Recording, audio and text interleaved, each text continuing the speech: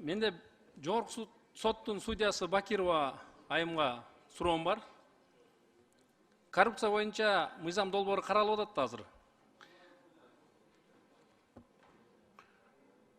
Урматтуу жогорку соттун судьясы, сизге Авилова деген ким болот сизге? Кандай тааныш болот сизге? Жалал-Абад шаарынан. Жалал-Абад шаарынан? Мен тааныбайт экенмин. Тааныбасаңыз сизге айтып коеюн, урматтуу депутаттар, азыр коррупция боюнча мыйзам долбоорун карап атабыз. Жалал-Абад шаарында Авилова деген убагында мыйзамсыз жашылдандыруу жерин кызыл китепке алып өткөзүп, ошол жерде госрегистр сот жообуна тартылып, штраф менен ал убагында баа берилген сот тарабынан. Бирок мэрия жазган арызды биринчи, экинчи инстанция дайыма утуп келет. Жогорку сотко келгенде сиз тарабынан дайыма жардам берилип, ошол процессти дайыма сиз артка кайтарып келесиз. Экинчи, прокуратура тарабынан дагы бул биринчи, экинчи инстанцияда ошол жокко чыгарылган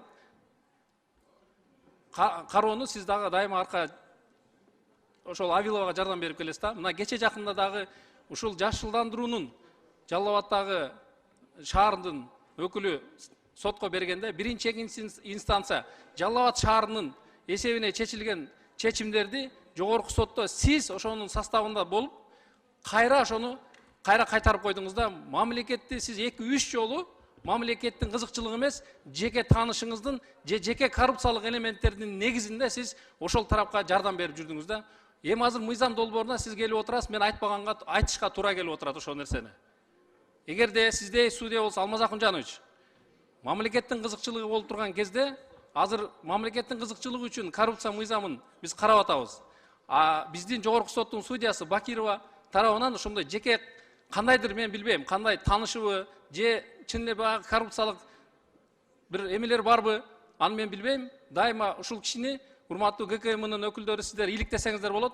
Ошол 3 процессти тең ушул айым тарабынан ошол бир тараптуу чечилип, 2 инстанциянын чечимдери жокко чыгарылып, жогорку соттон дайыма ошол тарапка жардам берилип келет да.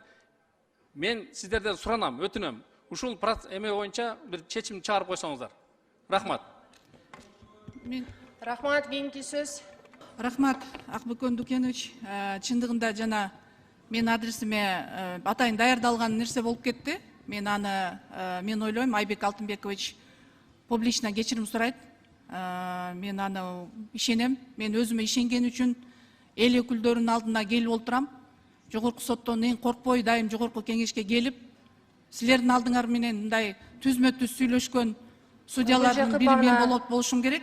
Мен ошол суроого жооп берип коеюн. Мамлекеттин кызыкчылыгындагы суроо берген жок. Айбек Алтынбекович.